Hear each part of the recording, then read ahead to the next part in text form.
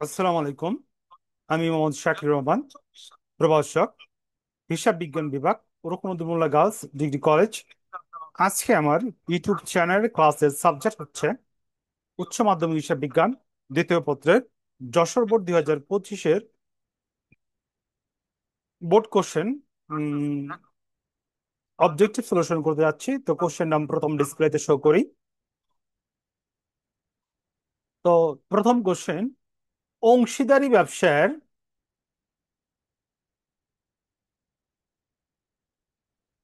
অংশীদারি ব্যবসায়ের সদস্য সংখ্যা সর্বোচ্চ 20 জন।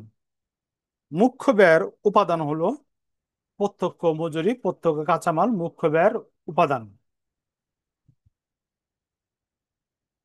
নিচের কোনটি কারখানা ও উপরিব্যয় উদাহরণ? পরোক্ষ কাঁচামাল। অনুপার্জিত আয় কি? অনুপার্জিত আয় দায় পচনশীল দ্রব্যের ক্ষেত্রে কোন পদ্ধতিতে মজুত মাল মূল্যায়ন করা যুক্তিযুক্ত? ফিফো। ফার্স্টে আসলে ফার্স্টে চলে যাব। তো পচনশীল দ্রব্যের ক্ষেত্রে আহ ফিফো পদ্ধতি কি সবচেয়ে উপযোগী? নিট লাভ স্বচ্ছতা যাচাই করা হয়। নিট লাভ স্বচ্ছতা যাচাই করা হয় মুনাফা অর্জন ক্ষমতা। শেয়ার ওভার কোন ধরনের সম্পত্তি? অলিক সম্পত্তি।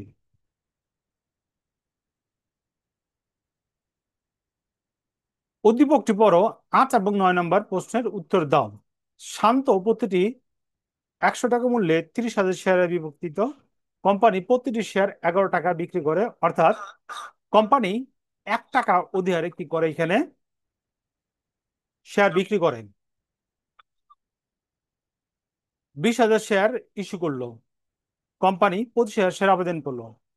বিলিখিত মূলধনের পরিমাণ কত? বিলিখিত মূলধনের পরিমাণ কত? কোম্পানি 20,000 কি পাইছে? শেয়ার পাইছে। তো বিলিখিত শেয়ারের পরিমাণ 100 গুণ 20,000 সমান সমান 2 লাখ। শেয়ার অধিহারের কোম্পানির শেয়ার অধিহার কত? হ্যাঁ, কোম্পানির শেয়ার অধিহার পরিমাণ হইব 20,000। এখানে ভুল দাগানো হয়েছিল। 20,000 কিভাবে? ইস্যু করছে 20,000 শেয়ার। ইস্যু করছে কত? 20,000 শেয়ার। অধিহার হলো 1 টাকা সমান সমান 20,000 টাকা। বিক্রিত পণ্যের ব্যয় যোগ অফিস ও প্রশাসনিক উপরিব্যয় যোগ বিক্রয় ও বিতরণ উপরিব্যয় সমান সমান মোট ব্যয়।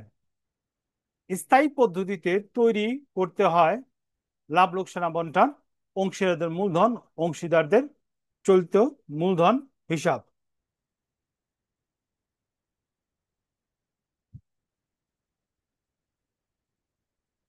অর্থাৎ গ্রহ 1 2 3 4 কোম্পানি আইন অনুসারে শেয়ারের শেয়ার অধিহারের সর্বোচ্চ হার কত? 10%।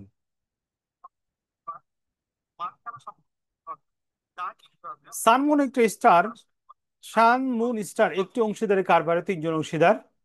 2001-1-2024 তারিখে তাদের মূলধনের পরিমাণ ছিল 30,000, 20,000, 10,000। 2024 সালে নিট মুনাফার পরিমাণ দাঁড়ায় 21,000 টাকা। অংশীদার ব্যবসায় মূলধন অনুপাত বন্টন করলে মুনের মুনাফা কত হবে? মুনের মুনাফা হইব কত? 7,000 টাকা। মুনের মুনাফা হইব কত? 7,000 টাকা। আচ্ছা, মুনের মুনাফা হইব 7,000 টাকা। এটা মুনাফা 7,000 টাকা কিভাবে হইব? তাদের অনুপাত হইল মূলধনের অনুপাত হইল এখানে 30,000, 20,000, 10,000। আমি যদি সব শূন্যগুলো কাইটা দেই, তো আমার অনুপাত এখানে আইতেছে 2 3 1। তার মানে সবগুলো যোগ করলে কত? 6। তো 6। তো এখানে যদি আমি ভাগ 6 এবং গুণ 2 দেই, আমার এখানে এসেছে কত? 7,000 টাকা মুনের পরিমাণ। মুন হলো মাঝখানের জন, মুনের অনুপাতের অংশ হলো 2%। ওকে, তার মানে এখানে 21,000 ভাগ 6 গুণ 2 সমান সমান 7,000। ওকে, স্টারের উত্তোলনের স্টার 30,000 টাকা উত্তোলন এবং মুনাফা সমান হারে ভাগ করে সমাপনী মূলধন কত হইব? তো স্টারের মূলধন ছিল আমরা কত? 10,000 টাকা। ওকে। তো এরপরে যদি সমান হারে ভাগ করে, আরো তার মূলধন বৃদ্ধি পাবে কত? 7,000 টাকা। ওকে, এখানে কত হলো? 17,000 টাকা। এর মধ্যে থেকে স্টার উত্তোলন করছে কত? 3,000 টাকা। তো তার নিট মুনাফা হবে কত? 14,000 টাকা। অ্যান্সার হলো গিয়া ক। কোনটি দীর্ঘমেয়াদী দায়? ঋণপত্র কোম্পানি দীর্ঘমেয়াদী দায়। নিচের কোনটি স্থায়ী সম্পদ? যন্ত্রপাতি স্থায়ী সম্পদ। অংশীদার যে চলতি হিসাবের ক্রেডিট উদ্ধৃত দায় প্রকাশ করে, ডেবিট উদ্ধৃত সম্পত্তি প্রকাশ করে। নিচের কোনটি তারল্য মাপক অনুপাত? চলিত অনুপাত। চলিত অনুপাত আদর্শ মান কি? 2:1। অবলোপনযোগ্য ব্যয় কোনটি? বিলম্বিত বিজ্ঞাপন এবং প্রাথমিক খরচাবলী। উত্তর ক, 1 এবং 2। বাংলাদেশ শ্রম আইন অনুসারে একজন শ্রমিককে দৈনিক কত ঘন্টা কাজ করতে হয়? বাংলাদেশ শ্রম আইন অনুসারে একজন শ্রমিককে 8 ঘন্টা কাজ করতে হয়। পাবলিক লিমিটেড কোম্পানির শেয়ার সংখ্যা, সদস্য সংখ্যা সর্বোচ্চ শেয়ার দ্বারা সীমাবদ্ধ এবং সর্বনিম্ন সদস্য সংখ্যা 7 জন।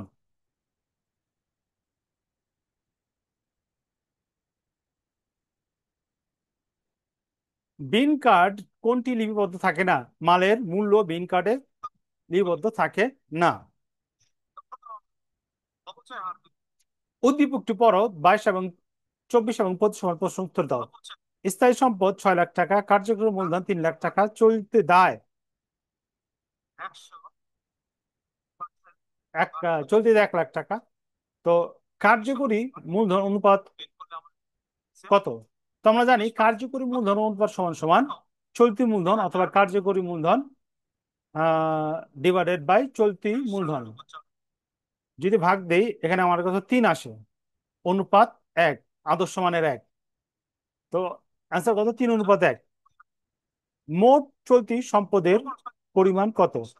আমরা জানি চলতি সম্পদ সমান সমান চলতি সম্পদ সমান সমান হইবে এখানে 25। চলতি সম্পদ মাইনাস চলতি দায়। তো এখানে আমার চলতি সম্পদ হইল গিয়া উম ওকে, আমি একটু বোর্ডে যাই। বোর্ডে গেলে এই জিনিসটা বেটার ভাবে বুঝতে পারবো।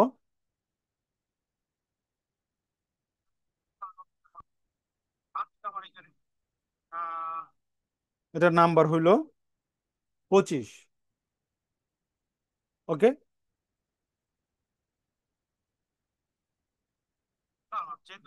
চলতি সম্পদ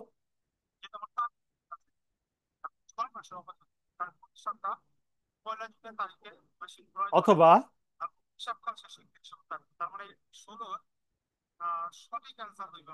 কার্যকরী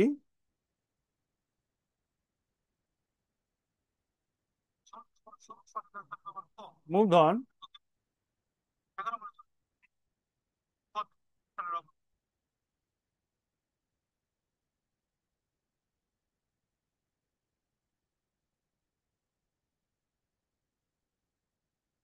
মূলধন সমান সমান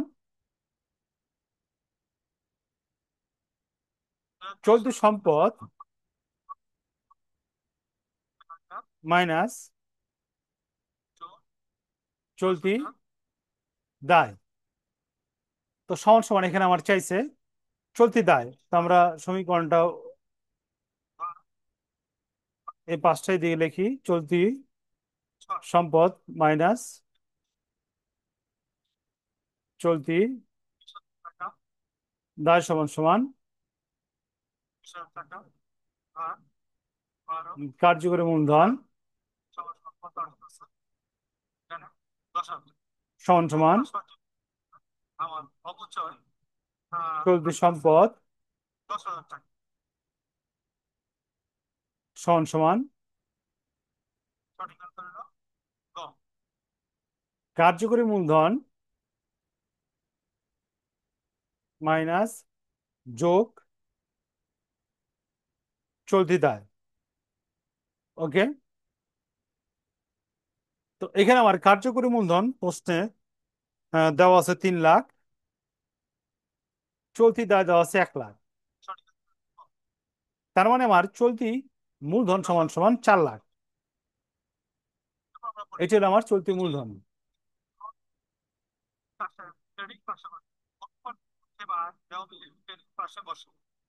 হুম। তো এখানে আমার সঠিক অ্যান্সার হলো 4 লাখ টাকা। উৎপাদনের খরচে অন্তর্ভুক্ত হবে পরোক্ষ কাঁচামাল, কারখানা উপরিব্যয়, হিসাব রক্ষকের বেতন অন্তর্ভুক্ত হবে না।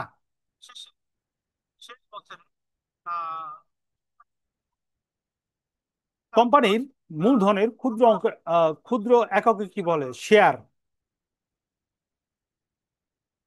অপরিচালনা আয় হলো সম্পত্তি বিক্রয় থেকে মুনাফা এবং বিনিয়োগের সুদ। অপরিচালনা আয়। খ। ওকে। উদ্দীপকটি পড়ো, 29 এবং 30 নম্বর প্রশ্নের উত্তর দাও। হাতির লিমিটেড বই হতে নিম্ন তথ্যাবলী দেওয়া হলো। পারমিক উদ্ধৃত 100 একক, দাম হইলো 300 টাকা করে। মাল ক্রয় 175 একক, দাম হইলো 350 টাকা করে। বিক্রয় হলো 200 একক, বিক্রয় বিক্রয় হইলো 200 একক, প্রতি একক 400 টাকা করে। ওকে। ফিফা পদ্ধতিতে 25শে ডিসেম্বর তারিখে বিক্রিত পণ্যের ব্যয় নির্ণয় করো। 25শে ডিসেম্বর অর্থাৎ ফিফা পদ্ধতি ফার্স্ট ইন ফার্স্ট আউট। ওকে। তো আমরা এখান থেকে শর্টকাট করি। আমার মাল ছিল কত? 100 টাকা, 30 টাকা রেট। আরো ছিল, আমি ক্রয় করলাম 175, কত টাকা রেট? 350 টাকা রেট। ওকে। এইখান থেকে আমি কি করছি? 200 মাল বিক্রি করছি। তার মানে কি 200 মাল বিক্রি করছি, 100 গেছে গা 30 টাকা রেটে, এবং 100 গেছে গা 350 টাকা রেটে। ওকে। আচ্ছা। তার মানে কি 100 গুণ 350, 100 গুণ 330 গুণ করলে আমার এখানে হইতেছে 100 গুণ 300 সমান সমান 30,000। এখানে আমার এখানে 30,000, আর এখানে হইতেছে 350, আমার এখানে হইতেছে 35,000। যেটা যোগ করলে হইতেছে 65,000। ওকে। পিপু পদ্ধতিতে পরিমাণ হলো 65,000। ওকে। তো আমরা পিপু পদ্ধতিতে দেখাইলাম।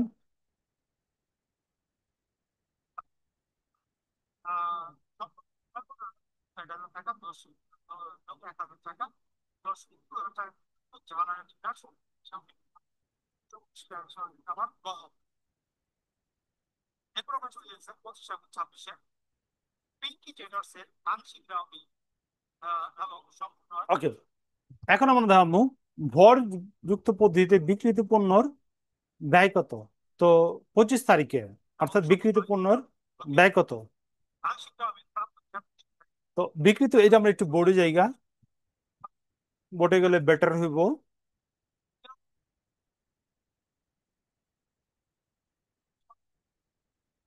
এটা হইলে গিয়ে আমার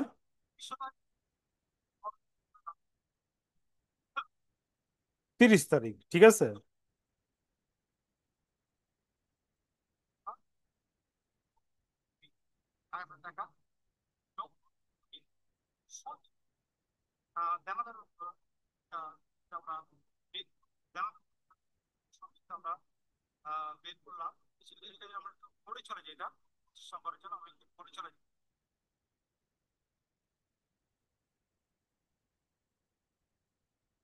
ওয়েটেড অ্যাভারেজ মেথড অথবা ভারযুক্ত গড় পদ্ধতি। ওকে। তো প্রথমে আমরা ইস্যু রেটটা বের করবো।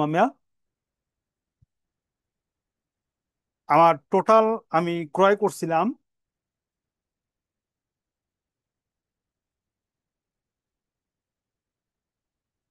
কোশ্চেনটা একটু দেখি। ক্রয় করছিলাম, উদ্ধৃত ছিল প্রথমে 100 একক,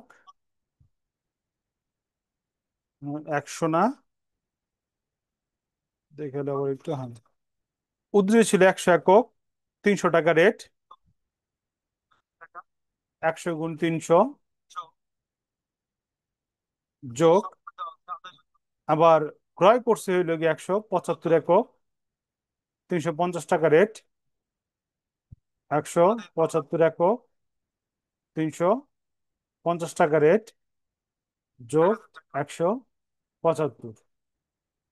ক্যালকুলেশন করলে এখানে আমার আসতেছে 275, উপরে গুণ করলে হইতেছে আমার 30,000 যোগ 175 গুণ 350 করলে এখানে আমার হইতেছে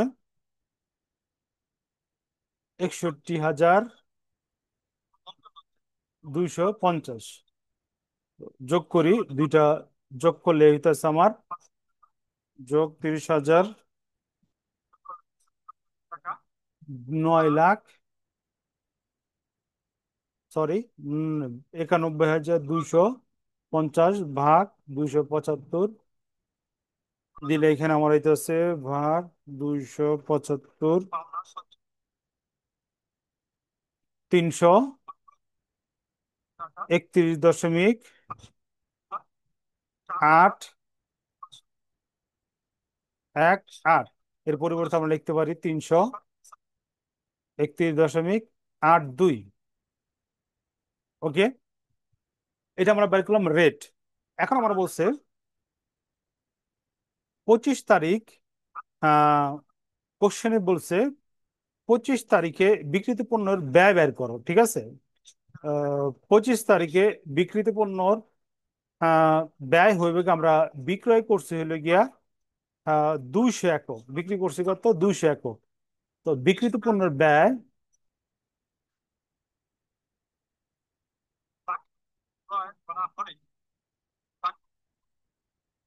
ব্যয় সমান সমান 200 একক গুণ 33.82। হুম, 200 গুণ 331.82 সমান সমান হইতেছে 6,66,364। তার মানে আমার বিক্রিত পণ্য ব্যয় কত, 66,364 টাকা। তো আমরা চলে যাই আমাদের কোশ্চেনে।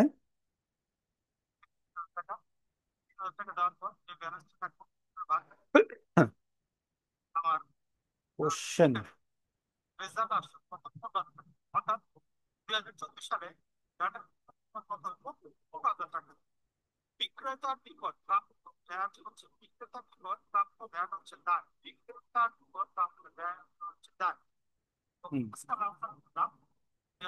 কোশ্চেনে চলে গেলাম। তো সঠিক অ্যান্সার কত, 66,364 টাকা, ঠিক আছে? তো আমরা এ পর্যন্ত আলোচনা করলাম যশোর বোর্ড 2025-এর হিসাব বিজ্ঞান দ্বিতীয় পত্রের অবজেক্টিভ। তো আমার আজকের বোর্ড কোশ্চেন সলিউশন ক্লাস এখানে সমাপ্তি। পরবর্তীতে আমরা যশোর, যে 2025 সালে হিসাব বিজ্ঞান দ্বিতীয় পত্রের সর্বশেষ বোর্ড বরিশাল বোর্ড কি করে আলোচনা করব। তো আমাদের আজকের লেকচার এখানে সমাপ্তি। পরবর্তী লেকচার দেখার জন্য আমন্ত্রণ রইল।